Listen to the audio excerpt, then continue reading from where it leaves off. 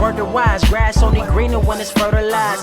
Gave them truth in these songs, they prefer to lies. Destiny beautiful, adrift in her purple lies. You can't see me, you Stevie. Wondering how I reach more evolutions than Evie and make it look easy.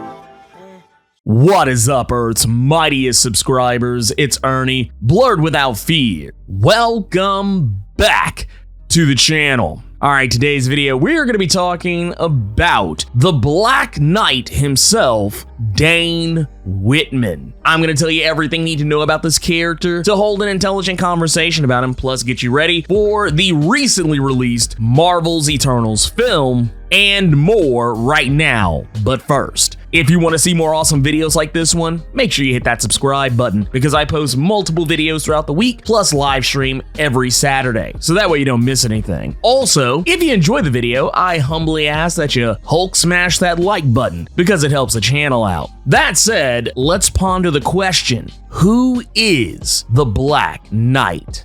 The Black Knight, real name Dane Whitman, first appeared in Avengers number 47 in 1967 and was created by Roy Thomas and John Buscema. Dane Whitman is the descendant of the original Black Knight, Sir Percy of Scandia, who inherited the castle and fortune of his uncle Nathan Garrett, who had died when he was killed by Iron Man during the events of Avengers number 48. This is how Dane learned his uncle Nathan was the Black Knight who operated within the Masters of Evil. Dane would discover Nathan's notes about his time as the Black Knight, as well as many of the weapons, gadgets, and armor Nathan had used during his time as a villain. Dane would find the Ebony Blade, the weapon considered to be the antithesis to Excalibur, and he would be found worthy of wielding it. He then decided to use his uncle's legacy to become a hero rather than a villain, infiltrating the Masters of Evil as a mole and helping the Avengers in their fight against them.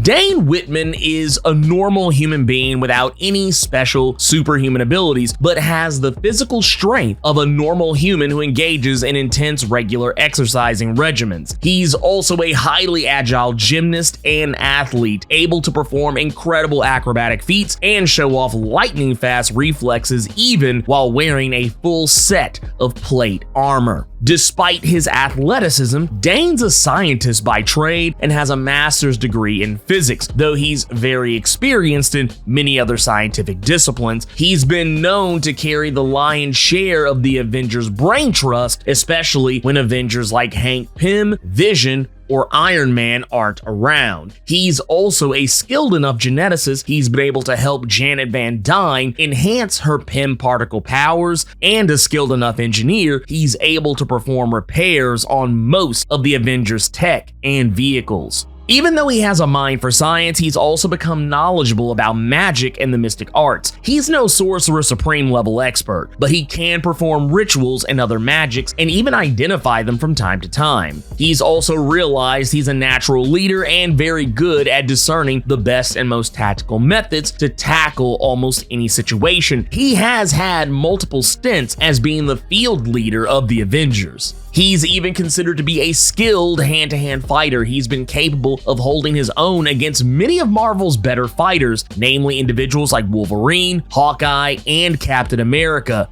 As good as he is with his fist, he's even more skilled with a sword, having become a naturally talented swordsman who's been able to go toe-to-toe with the likes of Taskmaster, Swordsman, and Hawkeye. Even the Starjammer Reza had to resort to deception to end his fight against the Black Knight because even he realized the fight probably could have gone on forever. Now that we're talking about his skill with a blade, let's talk about his most interesting weapon, the Ebony Blade. This weapon is an indestructible sword forged from a Starstone meteorite by Merlin and the original Black Knight, Sir Percy. Merlin considered this to be the dark opposite of Excalibur that empowers its wielder with the ability to deflect and nullify magic directed at itself or its wielder. Sometimes it's even been able to fully absorb magic. It's also able to cut through nearly anything, save for enchanted metals and adamantium. In the past, we'd seen rare instances of the blade unleashing power bolts or beams of magic, but as of recently, this seems to be a more regular occurrence. The blade unleashing deadly and destructive magic blast, the more angry or violent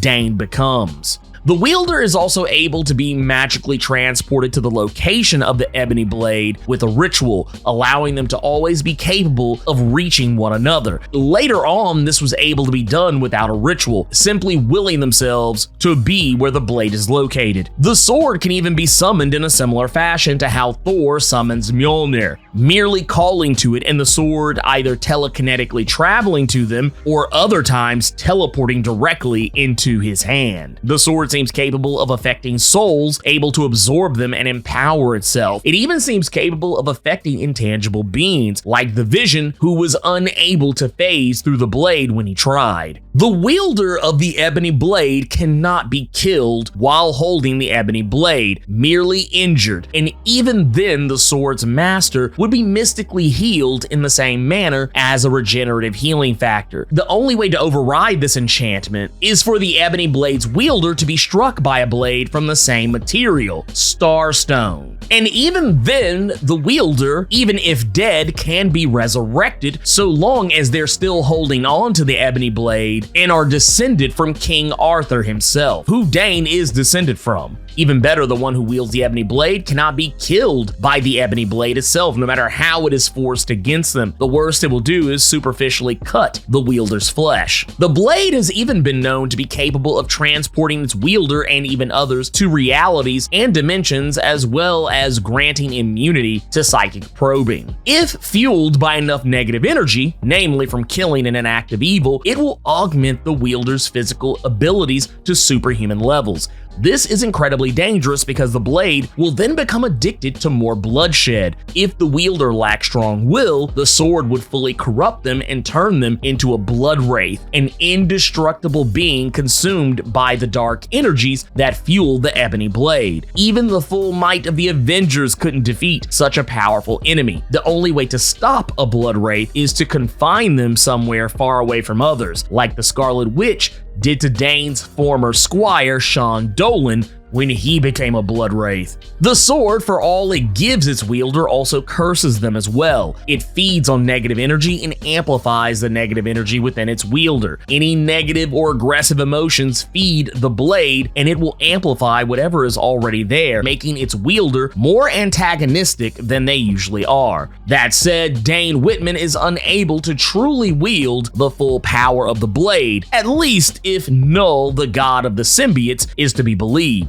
During the events of King in Black, Null revealed that the blade's true potential cannot be understood, nor could it be unleashed by a mortal man, and even then, only someone truly evil can truly realize its potential. He also revealed that the sword isn't merely cursed to corrupt its user with bloodlust. Those who wield it are already corrupt, because the blade can only be wielded by those who are impure of heart. That said, the blade will eventually turn its wielder into a bloodthirsty berserker. Null must have been lying about the latter part, because we've seen other characters wield the ebony blade who are not, quotey fingers, impure of heart, namely the likes of T'Challa and Shuri, who both are and have been respectively the Black Panther. The blade has also been wielded by Captain Britain, the Eternal Cersei, and Valkyrie. That said, even Thor has posited that the ebony blade is a polar opposite of Mjolnir. The more unworthy Dane's mood, the mightier the blade, or as Dane put it, the more hateful he is, the more powerful and destructive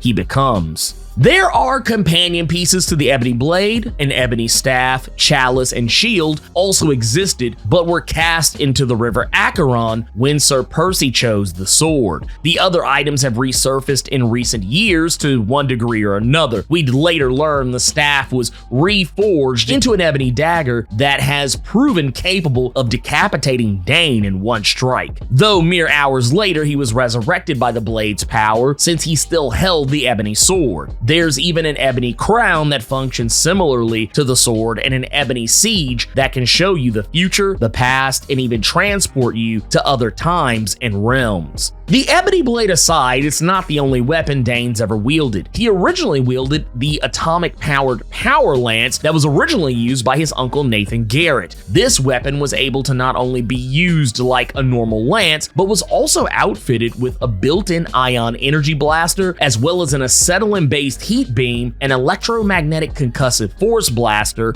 bolo cables that could trip up his targets, superheated rings that could sap electrical energy, a chamber for firing superheated buzzsaws, and even a concealed .45 caliber machine gun.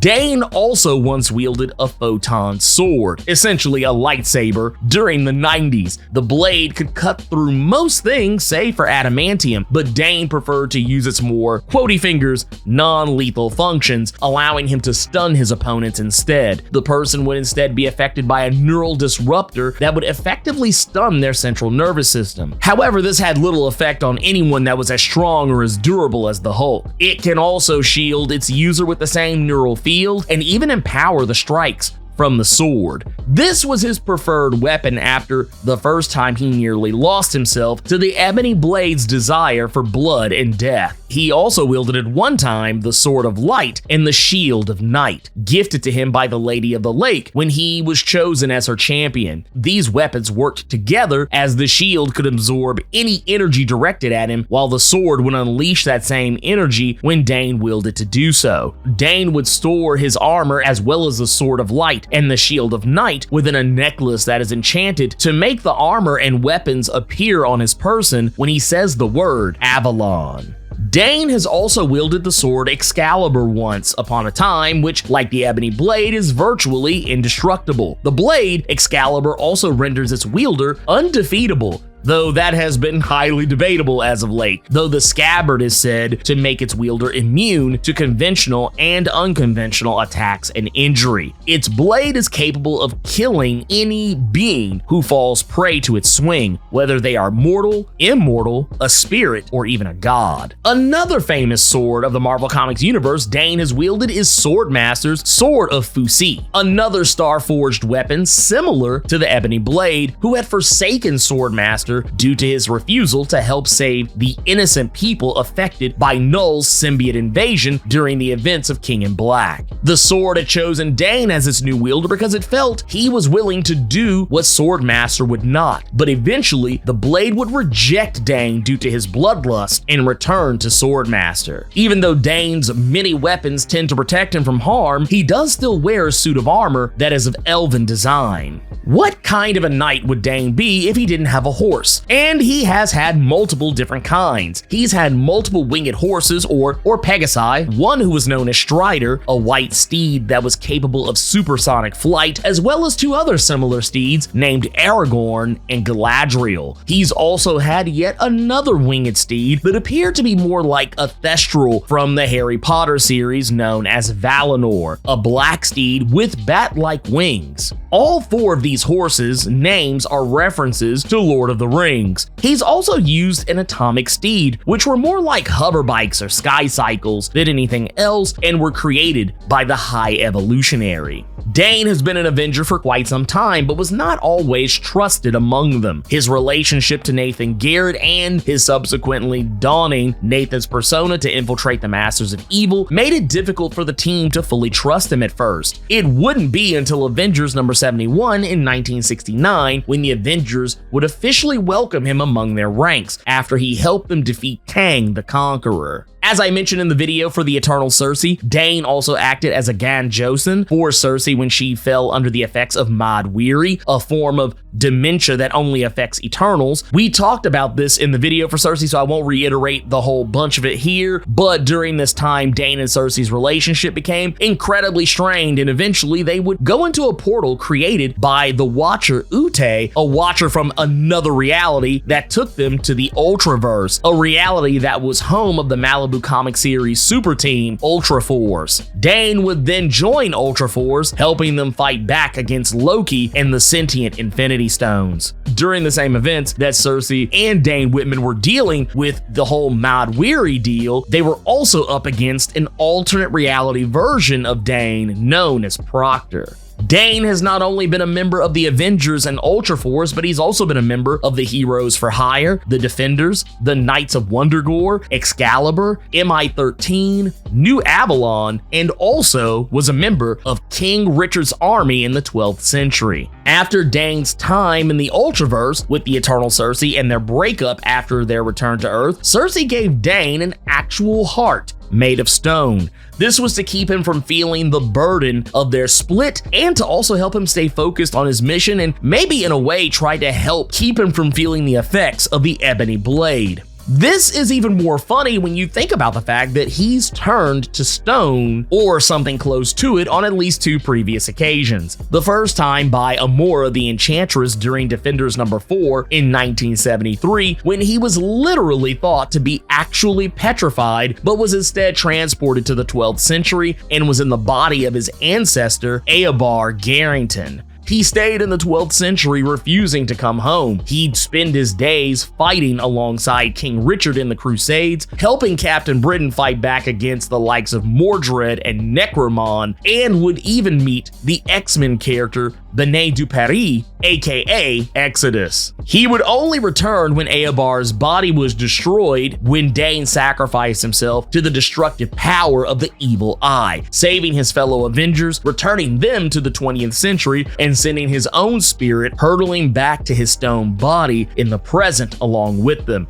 freeing him of his petrified curse. The second time Dane was turned to stone, or I don't know, more of a statue, kind of depending on who was drawn in at the time, was during the events of Thor number 400. This was due to Namor having reactivated the Ebony Blade's curse by using it to kill his wife Marina, who was mutated into a giant sea monster, in Avengers number 297. Due to this, Dane's body slowly became immobilized, becoming an extension of the Ebony Blade itself. His body became so immobile that he needed an exoskeleton to move at all. Eventually, the sword's curse took him and he became a statue once more. In this state, even touching him could cut through nearly anything, no different than the Ebony Blade itself. It would be Dane's ancestor, Sir Percy, summoned by Victoria Bentley, who was caretaking Dane's castle at the time. Victoria used magic to cure Dane's curse, but inadvertently summoned Sir Percy in his place. Sir Percy would control Dane's body, which was now free of the petrification curse again, and it would be Sir Percy yet again who would sacrifice his soul to be held within the Ebony Blade itself to lift the curse from Dane permanently, allowing him to be flesh and blood once more. If that weren't enough trouble from the Ebony Blade, it would cause Dane many more problems over the years. It's nearly driven him insane due to his falling under the effects of the sword's bloodlust curse, and he would go on to beat criminals nearly to death and wind up killing others. He would lose the blade for a time, not even realizing that it was missing. It would wind up being confiscated by the Vatican, whose own Black Knight, Augustin de Locke, took it from a vampire nest in Iraq. This was due to Dracula having the real Ebony Blade and replaced Dane's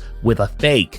One that seemed so much like the genuine article, it even fooled the magics of Camelot. Black Panther took the blade from the wannabe Black Knight Augustin de Locke and held it for safekeeping until Dane came to ask for it himself, even refusing Captain Britain because T'Challa, knowing that anyone else would try to keep the sword from Dane due to the curse within it. But T'Challa trusted Dane enough to know that if Dane asked for the sword, he was worthy to have it back, because no one in their right mind, Dane included, would actually want the blade back unless they meant to do good with it. Dane would later on become a potential host for the Phoenix Force during the Enter the Phoenix story arc of Jason Aaron's Avengers, where he faced off against a Phoenix Force empowered Red Widow. Despite being empowered by the Phoenix Force himself, he was defeated pretty quickly off panel.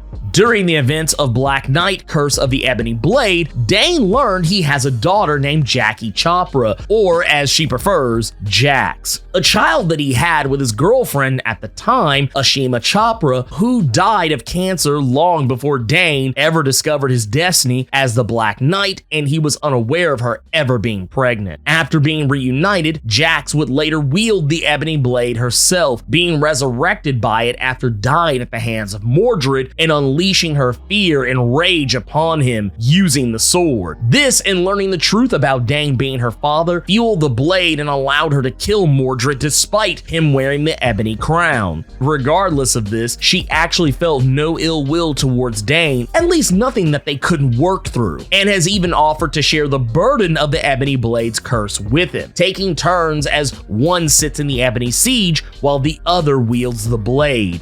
Dane has appeared in a few different media outside of comics, namely Data East 1995 arcade fighting game Avengers Galactic Storm, and as an unlockable character in the Facebook and mobile game Marvel's Avengers Alliance in 2012, and as a part of the Masters of Evil DLC in LEGO Marvel's Avengers in 2016. He's also had a non-speaking cameo in Marvel's Avengers Earth's Mightiest Heroes in Season 1's 18th episode, Come the Conqueror, in 2011. He'll also be in the just now released Marvel's Eternals film, played by former Game of Thrones actor Kit Harington, who you may also know from the movies Pompeii, Silent Hill Revelation, and the How to Train Your Dragon film series. This version of Dane will be in a relationship with the Eternal Cersei in the film and has yet to discover his dark destiny as the Black Knight. Now let's talk about some recommended reading. If you want to get to know more about the character, the Black Knight, I recommend you check out his start in Avengers number 47 and 48. While his official acceptance into the team in Avengers number 70, 71 is very important, I would say you'd get the most bang for your buck starting at issue number 225 and then just following that on out until you get to Avengers number 297 and then picking back up at Avengers number 343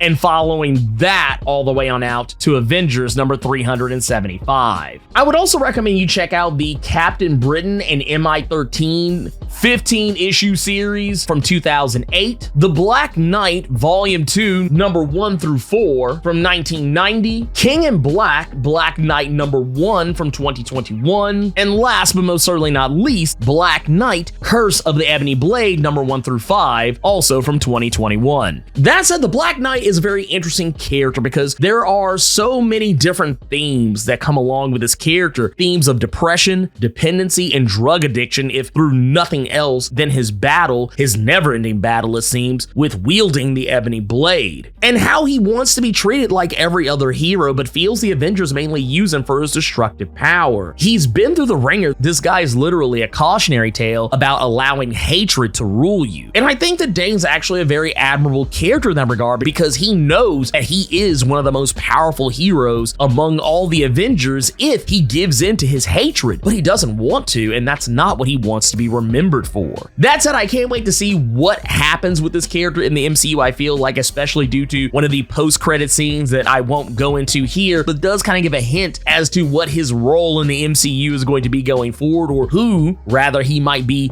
more connected to, even more so than the Eternals themselves. I'm really curious to see how that plays out. Anyways, if you enjoyed this video, smash that like button and make sure to share it all over the internet and with all your friends so that they'll know how you leveled up your comic book big brain in regards to the Black Knight, Dane Whitman. On your way out, make sure to hit that subscribe button and let me know what you thought about the character, the Black Knight. Have you always known about him, or are you today years old finding out about him? Keep it plus ultra and sound off in the comments.